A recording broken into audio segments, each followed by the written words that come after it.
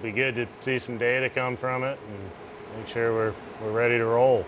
James Wiley's company, Geodynamics, is one of the first companies to work on the offshore wind projects in North Carolina. We are the first people to go out and evaluate a potential site to see if it's feasible for consideration as an offshore wind site. I've got some cool graphs and such I could show you. It's one of the first steps in a very long process.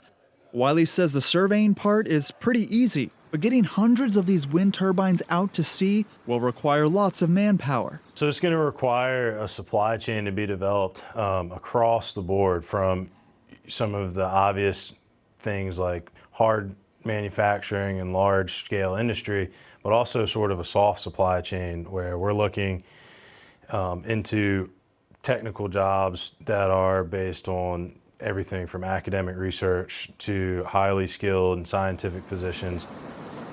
That means some of these coastal communities will have to develop new training programs to create a strong local talent pipeline.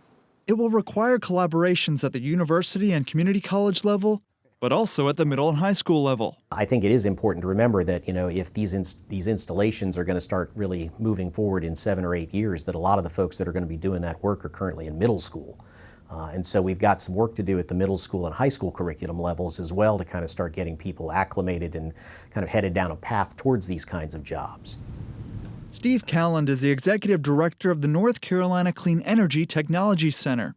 He says it's crucial that North Carolina has the workforce in place to support this multi-billion-dollar industry. So it means that we're going to be making parts and assembling pieces that are going to be creating jobs in an area of the state down at the coast where we have, not had a lot of jobs historically, and so there's a lot of opportunity to kind of grow the overall employment sector in the state while creating these manufacturing jobs. We'll have like a single boat out there. One of these communities where there may be a big opportunity is Morehead City, where Geodynamics is based.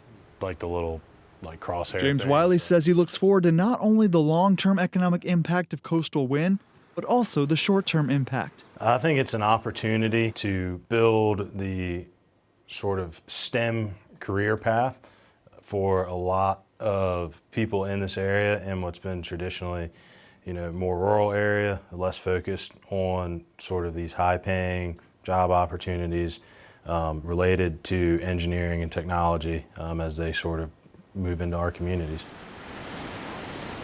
And while offshore wind is expected to bring big dollars to North Carolina, there are concerns about how it may impact coastal tourism and marine life.